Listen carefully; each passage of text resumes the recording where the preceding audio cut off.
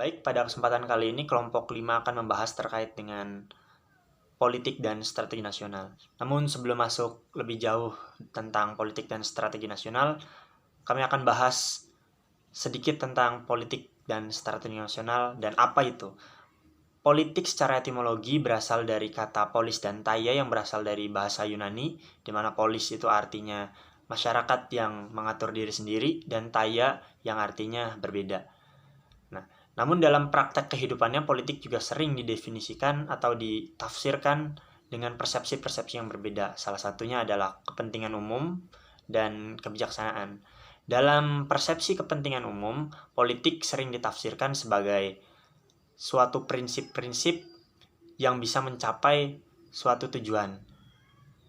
Nah, dalam persepsi kebijakan atau kebijaksanaan, politik juga sering ditafsirkan sebagai nilai-nilai atau standar moral yang harus digunakan dalam tercapainya suatu tujuan atau cita-cita. Nah, terkait berbicara tentang politik itu banyak sekali pembahasannya, namun inti dari pembahasan politik itu sendiri, politik membahas tentang proses pertimbangan, politik membahas tentang menjamin terlaksananya suatu usaha, dan politik juga membahas tentang pencapaian cita-cita. Oleh karena itu, bisa disimpulkan politik adalah tindakan dari suatu kelompok mengenai suatu masalah dari masyarakat ataupun negara. Kita masuk kepada pembahasan tentang strategi nasional. Namun sebelumnya, strategi nasional secara etimologis berasal dari kata strategia yang berasal dari bahasa Yunani, di mana artinya adalah the art of general, atau istilah yang sering digunakan kepada panglima pertempuran yang merencanakan suatu hal-hal agar mencapai suatu kemenangan. Nah, dalam perkembangannya, strategi adalah cara untuk mendapatkan kemenangan. Pengertiannya masih sama seperti sejarah awalnya. Namun, apabila dikaitkan dengan politik nasional, di mana arti dari politik nasional adalah suatu kebijakan umum dan pengambilan kebijakan-kebijakan untuk mencapai suatu tujuan nasional, maka strategi nasional adalah cara-cara yang digunakan untuk melaksanakan politik nasional, di mana tujuan dari strategi nasional ini agar politik nasional itu dapat tercapai dan terlaksana sesuai dengan asas-asas yang telah ditetapkan. Selanjutnya, saya akan membahas tentang aspek ketahanan nasional. Aspek ketahanan nasional.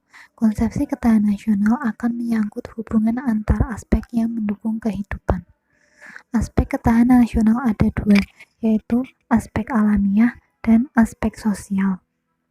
Aspek alamiah merupakan aspek yang berkaitan dengan alamiah yang bersifat statis, meliputi aspek geografi, aspek kependudukan, dan aspek sumber daya alam.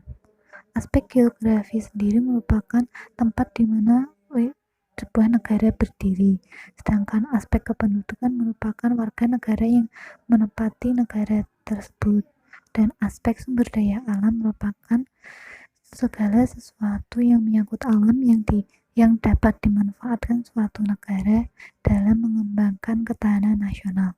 Ketiga aspek ini wajib dimiliki oleh suatu negara, karena tanpa ketiga aspek ini, suatu negara tidak dapat berdiri. Lalu aspek sosial. Aspek yang berkaitan dengan sosial yang bersifat dinamis, meliputi aspek ideologi, aspek politik, aspek ekonomi, aspek sosial budaya, dan aspek pertahanan dan keamanan. Ketahanan nasional pada aspek ideologi. Ketahanan nasional ini mengandung keuletan dan ketangguhan kekuatan nasional dalam menghadapi dan mengatasi segala tantangan, ancaman, hambatan, serta gangguan dari luar maupun dalam, secara langsung maupun tidak langsung, dalam rangka menjamin keberlangsungan ideologi bangsa Indonesia. Di dunia ini terdapat banyak ideologi seperti liberalisme, komunisme, fasisme, dan lainnya. Namun, Indonesia menggunakan satu ideologi, yaitu ideologi Pancasila, di mana Pancasila ini terbentuk dari nilai-nilai yang dikembangkan dari nilai yang dianut nenek moyang, sehingga ideologi ini sangat sesuai dengan kepribadian bangsa. Untuk itu, dalam ketahanan nasional, aspek ideologi Pancasila ini harus dipertahankan. Kedua, aspek politik. Indonesia sendiri mempunyai politik luar negeri yaitu bebas aktif. Ketahanan nasional dalam aspek politik ada dua, yaitu ketahanan nasional pada aspek politik dalam negeri yang terdiri dari sistem pemerintahan yang berdasarkan hukum, kebebasan pers, dan terjadinya komunikasi politik timbal balik. Yang kedua, ketahanan nasional aspek politik luar negeri yaitu bebas aktif adalah peningkatan dan perluasan citra positif Indonesia dalam hubungan internasional dengan cara melalui politik luar negeri Indonesia. Politik luar negeri Indonesia yaitu politik bebas aktif, di mana Indonesia tidak memihak blok manapun. Selanjutnya, aspek ekonomi. Usaha untuk mencapai ketahanan nasional dalam aspek ekonomi yaitu dengan mengarahkan sistem ekonomi Indonesia untuk mewujudkan kemakmuran dan kesejahteraan yang adil dan merata di seluruh wilayah Nusantara melalui kerakyatan yang berdasarkan Pancasila dan Undang-Undang Dasar 1945. Aspek ekonomi ini berdasarkan dengan asas kekeluargaan, di mana pemanfaatan sumber daya ekonomi harus secara adil dan merata bagi seluruh rakyat Indonesia. Selanjutnya, aspek sosial budaya. Wujud ketahanan nasional sosial budaya tercermin dalam kehidupan sosial budaya bangsa yang dijiwai kepribadian nasional berdasarkan Pancasila, yang mengandung kemampuan membentuk dan mengembangkan kehidupan sosial budaya manusia dan masyarakat Indonesia. Dalam aspek sosial budaya ini, masyarakat harus mempunyai nilai-nilai Pancasila yang diterapkan dalam kehidupan sehari-hari, sehingga pertahanan nasional dapat dijalankan dalam aspek sosial budaya ini. Dan yang terakhir, ketahanan nasional dalam aspek pertahanan dan keamanan. Wujud ketahanan, pertahanan, dan keamanan tercermin dalam kondisi daya tangkal bangsa yang dilandasi kesadaran bela negara seluruh rakyat yang mengandung kemampuan memelihara stabilitas pertahanan dan keamanan yang dinamis, mengamankan pembangunan dan hasil-hasilnya, serta kemampuan mempertahankan kedaulatan negara. Dalam aspek pertahanan dan keamanan ini, peran masyarakat juga diperlukan karena masyarakat merupakan sumber utama dalam ketahanan nasional. Selanjutnya yaitu ketahanan nasional di bidang pertahanan dan keamanan. Dalam bidang pertahanan dan keamanan merupakan suatu usaha yang dilakukan oleh bangsa dan negara Indonesia yang dilandasi dengan kesadaran bela negara, dengan cara mempertahankan kedaulatan negara dan mencegah terjadinya ancaman. Salah satu cara atau upaya dalam ketahanan nasional bidang sosial dan budaya yaitu kita harus menjaga dan melestarikan budaya yang sudah ada, agar budaya yang sudah ada tetap berkembang dan tidak mudah dilupakan. Nah, jadi dengan adanya ketahanan nasional di bidang pertahanan dan keamanan, maka dapat memelihara stabilitas negara yang dinamis. Saya akan membahas mengenai asas ketahanan nasional. Pertama, asas kesejahteraan dan keamanan.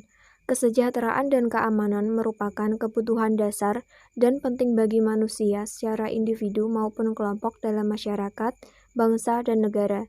Karena kesejahteraan dan keamanan menjadi prinsip dalam sistem kehidupan nasional dan nilai intrinsiknya. Pada kenyataannya, kesejahteraan menjadi titik fokus, tapi tidak dengan mengabaikan keamanan dan sebaliknya. Oleh karena itu, keduanya harus sama-sama tidak boleh diabaikan dan tetap diperlukan dalam keadaan apapun, karena mereka adalah parameter untuk tingkat keamanan nasional suatu bangsa dan negara. Kedua, asas komprehensif integral terpadu. Sistem kehidupan nasional mencakup semua aspek kehidupan bangsa secara keseluruhan dan sistematis dalam perwujudan persatuan dan kesatuan, sehingga semuanya harus seimbang, harmonis, dan selaras dalam kehidupan masyarakat, berbangsa, dan bernegara.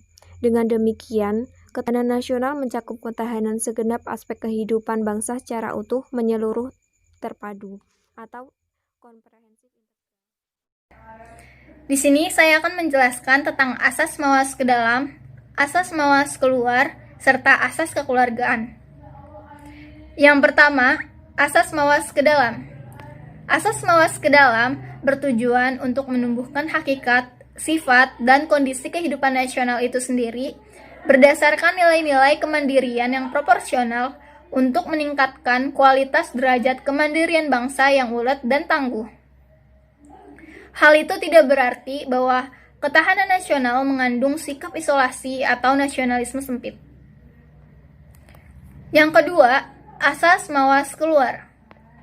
Mawas keluar bertujuan untuk dapat mengantisipasi dan ikut berperan serta menghadapi dan mengatasi dampak lingkungan strategis luar negeri, serta menerima kenyataan adanya saling interaksi dan ketergantungan dengan dunia internasional. Untuk menjamin kepentingan nasional, kehidupan nasional harus mampu mengembangkan kekuatan nasional, agar memberikan dampak luar dalam bentuk daya tangkal dan daya tawar. Namun demikian, interaksi dengan pihak lain diutamakan dalam bentuk kerjasama yang saling menguntungkan. Yang ketiga adalah asas kekeluargaan. Asas kekeluargaan mengandung keadilan, kearifan, kebersamaan, kesamaan, gotong royong, tenggang rasa, dan tanggung jawab dalam kehidupan bermasyarakat, berbangsa, dan bernegara. Dalam asas ini, diakui adanya perbedaan yang harus dikembangkan secara serasi dalam hubungan kemitraan, serta dijaga agar tidak berkembang menjadi konflik yang bersifat antagonistik yang saling menghancurkan. Terima kasih. Materi selanjutnya akan disampaikan oleh teman saya. Saya akan menjelaskan sifat-sifat ketahanan nasional. Ketahanan nasional memiliki sifat-sifat yaitu 1. Mandiri. Ketahanan nasional bersifat percaya pada kekuatan dan kemampuan sendiri dengan keuletan dan ketangguhan yang mengandung prinsip tidak mudah menyerah, serta bertumpu pada identitas, integritas, dan kepribadian bangsa. Kemandirian atau independen ini merupakan prasyarat untuk menjalin kerjasama yang saling menguntungkan dalam perkembangan global ataupun independen. Yang kedua adalah dinamis. Ketahanan nasional tidaklah tetap, melainkan dapat meningkat atau menurun tergantung pada situasi dan kondisi bangsa dan negara, serta kondisi lingkungan strategisnya. Upaya peningkatan ketahanan nasional harus selalu diorientasikan ke masa depan dan dinamikanya diarahkan untuk pencapaian kondisi kehidupan nasional yang lebih baik. Selanjutnya akan dijelaskan oleh rekan saya. Baiklah, saya akan melanjutkan materi berikutnya. Sikap wibawa. Sikap wibawa adalah pembawaan untuk menguasai, mempengaruhi, dan dihormati orang lain melalui sikap dan tingkah laku yang mengandung kepemimpinan dan penuh daya tarik. Sikap wibawa sangat diperlukan dalam ketahanan nasional karena bersifat menunggal yang dapat mewujudkan ketahanan nasional yang dapat diperhitungkan oleh pihak lain sehingga dapat menjadi daya tangkal suatu negara. Karena semakin tinggi daya tangkal suatu negara, maka semakin tinggi pula kewibawaannya. Selanjutnya adalah sikap konsultasi. Secara umum, konsultasi adalah pertukaran pikiran untuk mendapatkan kesimpulan yang berupa nasihat, saran, dan lain sebagainya. Namun, dalam pengertian ketahanan nasional, konsultasi merupakan ketahanan nasional yang dapat mengutamakan sikap konfrontatif dan antagonis, tidak mengandalkan kekuasaan dan kekuatan fisik semata, melainkan lebih pada sifat konsultatif dan kerjasama yang saling menghargai dengan mengandalkan pada kekuatan moral dan kepribadian bangsa. Berikutnya adalah sikap kerjasama. Secara umum, kerjasama adalah suatu usaha bersama antar individu atau kelompok untuk mencapai tujuan bersama. Kerjasama sangat dibutuhkan dalam ketahanan nasional suatu negara karena sesungguhnya kekuatan negara ditentukan oleh sofistikasi perencanaan pertahanan termasuk pada postur militer dan strategi yang handal maupun patriotisme bela negara. Sikap kerjasama mengandalkan sifat konsultatif dan kerjasama dalam mewujudkan kekuatan moral dan kepribadian bangsa. Saya akan menjelaskan materi selanjutnya, yaitu kedudukan dan fungsi ketahanan nasional. Kedudukan ketahanan nasional merupakan suatu ajaran yang diyakini kebenarannya oleh seluruh bangsa Indonesia. Ketahanan nasional merupakan cara terbaik yang perlu diimplementasikan dalam rangka membina kondisi kehidupan nasional yang ingin diwujudkan.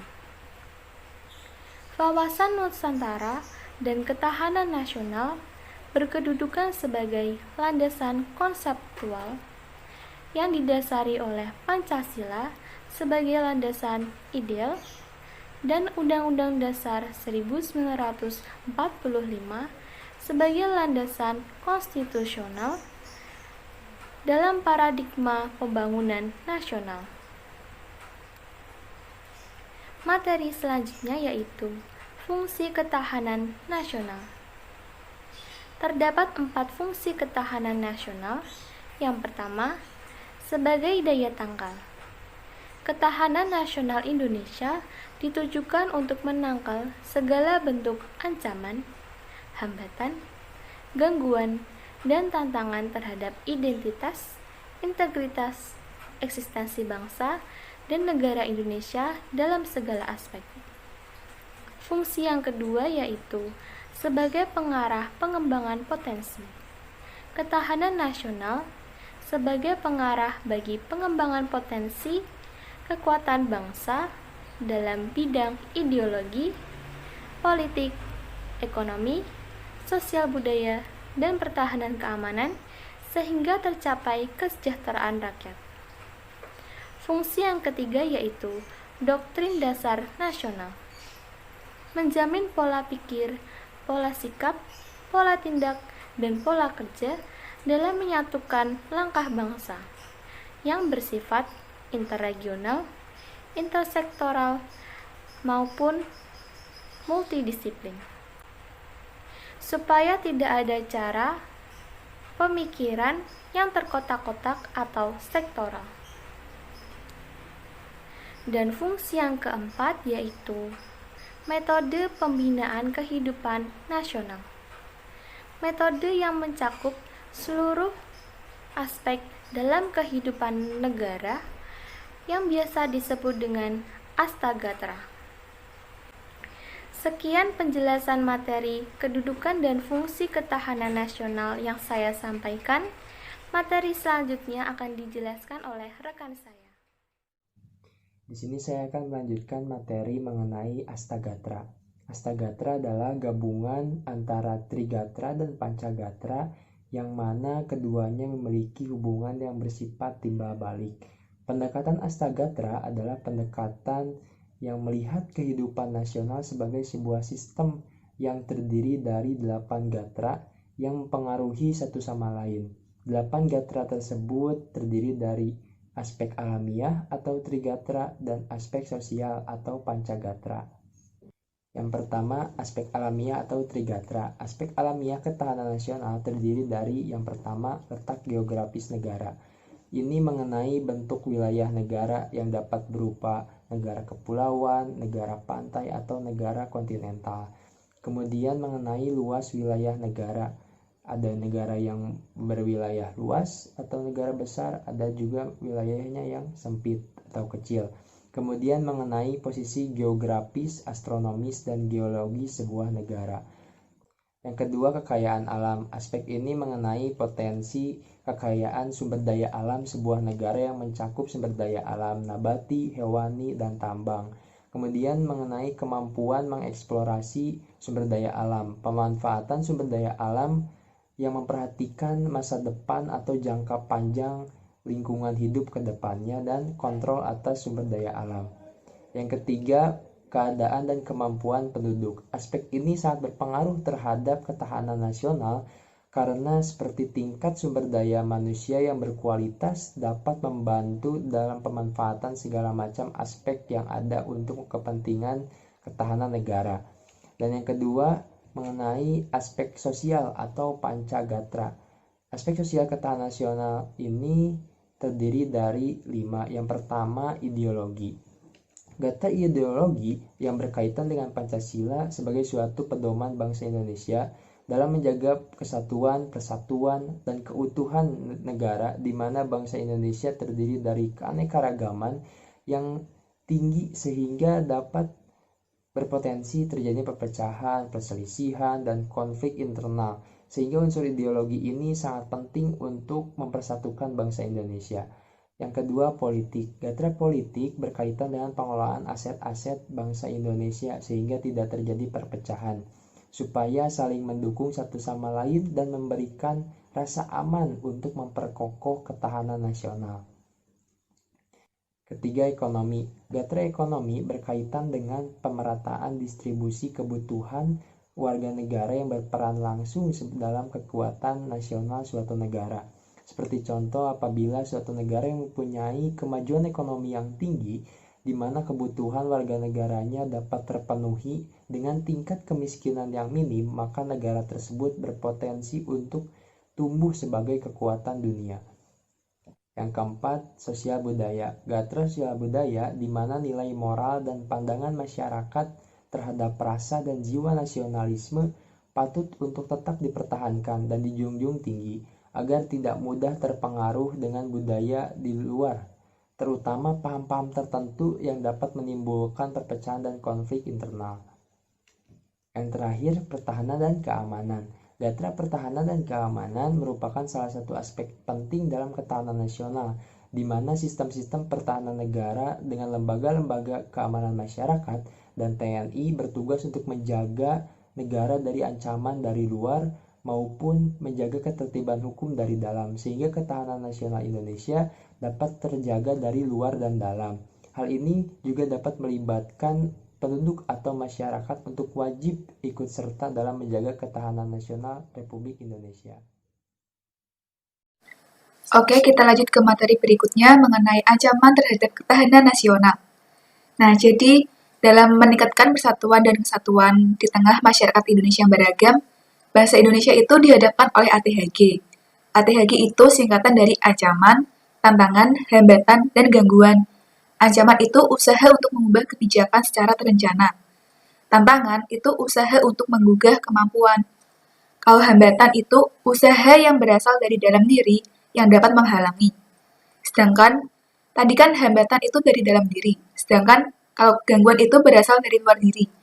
Jadi pengertian dari gangguan itu usaha yang berasal dari luar diri yang dapat menghalangi. Nah, hambatan dan juga gangguan ini sama-sama dilakukan secara tidak terencana. Tetapi fokus saya pada presentasi kali ini, saya akan membahas tentang ancaman. Nah, seperti yang sudah saya bahas tadi, ancaman itu usaha untuk mengubah kebijakan secara terencana. Nah, ancaman ini ada dua jenis.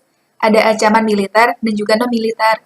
Kalau ancaman militer itu bisa disebut juga ancaman di bidang pertahanan dan keamanan negara. Sedangkan ancaman non-militer itu terdiri dari beberapa bidang, yaitu bidang politik, ekonomi, sosial, budaya, dan juga ideologi.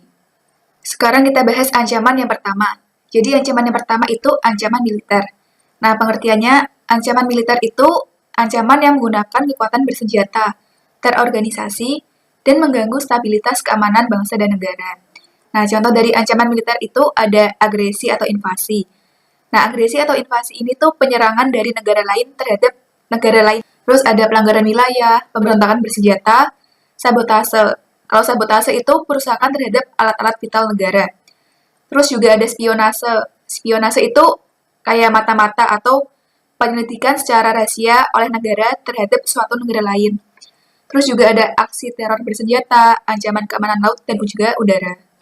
Oke, kita bahas satu persatu mengenai ancaman non-militer di beberapa bidang. Yang pertama ada di bidang ideologi. Jadi ancaman di bidang ideologi ini itu karena adanya pengaruh globalisasi yang mana membuat masuknya berbagai ideologi ke Indonesia. Nah, contoh dari ideologi ini misalnya tuh ada komunisme, Zionisme, Marxisme, sama liberalisme.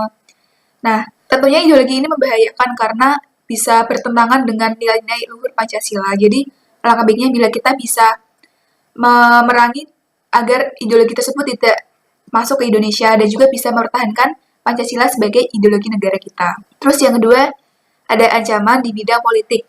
Nah, ancaman di bidang politik ini bisa berasal dari luar negeri ataupun dalam negeri. Kalau yang dari luar negeri itu contohnya seperti intimidasi, provokasi, dan juga blokade politik. Sedangkan dari dalam negeri contohnya ada gerakan separatisme ataupun makar. Nah, kalau separatisme itu gerakan memisahkan diri dari NKRI. Kalau makar itu tindakan penggulingan terhadap pemerintahan. Oke, kita lanjut yang ketiga, yaitu ada ancaman di bidang ekonomi. Nah, di bidang ekonomi itu sendiri juga termasuk adanya akibat dari globalisasi yang mana bisa membuka peluang kerjasama internasional antar negara. Nah, itu juga bisa mengakibatkan masuknya produk negara lain ke negara kita. Nah, itu bisa menjadi keuntungan tuh, karena bisa nambah devisa negara dan juga bisa memenuhi kebutuhan yang belum tersedia di negara kita. Tetapi juga bisa jadi ancaman bagi negara kita. Misalnya itu menjadi ancaman bagi kedaulatan ekonomi negara kita. Misalnya ada produk luar negeri yang menguasai produk di Indonesia. Jadinya produk dalam negeri jadi kalah saing sama produk luar negeri.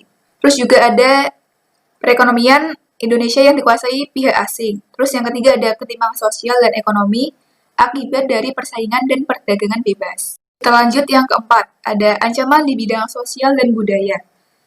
Nah, ini bisa berasal dari luar negeri dan juga dalam negeri. Kalau luar negeri itu contohnya seperti konsumerisme, hedonisme, individualisme, dan juga westernisasi. Nah, dari dalam negeri ini sendiri juga ada seperti isu kemiskinan, kebodohan, ketidakadilan, dan juga keterbelakangan. Nah, masalah-masalah apa itu dari luar negeri ataupun dalam negeri ini bisa menyebabkan permasalahan seperti munculnya gerakan separatisme, terorisme, dan juga kriminalitas. Misalnya, kemiskinan. Kemiskinan itu disebabkan oleh pengangguran misalnya. Itu bisa membuat masyarakat kita terpaksa untuk melakukan tindakan kriminalitas untuk memenuhi kebutuhan hidupnya. Nah, menurut saya, ancaman non-militer ini tuh penyebab utamanya itu karena globalisasi. Nah, karena globalisasi itu kita bisa mengakses informasi dari berbagai negara dan juga masuknya informasi ke negara kita tuh jadi lebih gampang. Nah, untuk itu kita harus bisa memilah mana informasi yang buruk, mana yang baik bagi kita. Agar kita juga tidak mendapatkan dampak negatif dari globalisasi itu sendiri. Yang terakhir ada upaya mengatasi ancaman terhadap ketahanan nasional. Nah, apa saja upayanya? Yang pertama itu mengembangkan demokrasi politik. Kedua itu mengadakan reformasi lembaga politik agar lembaga tersebut bisa menjalankan fungsi dengan benar. Terus yang ketiga ada memperkuat kepercayaan rakyat dengan menegakkan pemerintahan yang bersih dan berwibawa. Dan yang keempat ada menegakkan supremasi hukum. Nah, itu tadi materi dari saya mengenai ancaman terhadap ketahanan nasional apabila terdapat kekurangan ataupun kesalahan saya dalam menyampaikan materi, saya mohon maaf yang sebesar-besarnya. Terima kasih.